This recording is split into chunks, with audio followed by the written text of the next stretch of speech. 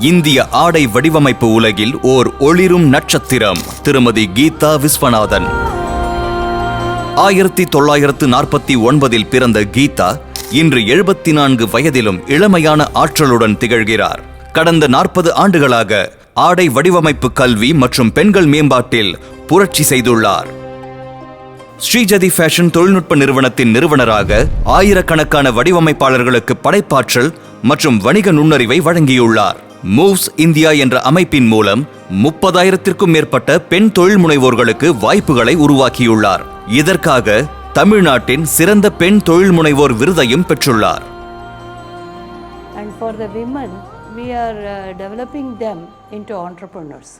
Those who are doing a small scale business at home, we are helping them how to grow their business. இந்திய கைவினைப் பொருட்களை பாதுகாக்கும் நோக்கில் த குடில் crafts of India அமைப்பை நடத்தி வருகிறார். இங்கு பாரம்பரிய கலைஞர்களுக்கும் பெண்களுக்கும் புதிய வாய்ப்புகளை உருவாக்குகிறார். கல்வியாளர், எழுத்தாளர், வழிகாட்டியாக பல மாணவர்களின் வாழ்வை வளப்படுத்தியுள்ளார். பாரம்பரிய எம்ப்ராய்டரி முதல் கணினி வடிவமைப்பு வரை அவரது அறிவு விரிந்துள்ளது. ஓய்வு பெற்ற நிபுணர்களின் அமைப்பான சென்னை ப்ரோபஸ் கிளப்பின் துணைத் தலைவராக சமூக சேவையிலும் ஈடுபட்டுள்ளார். ஒரு சிறிய ஸ்டூடியோவில் இருந்து தேசிய அளவில் அங்கீகரிக்கப்பட்ட நிபுணராக அவர் வளர்ந்த பாதை அனைவருக்கும் ஊக்கமளிக்கிறது.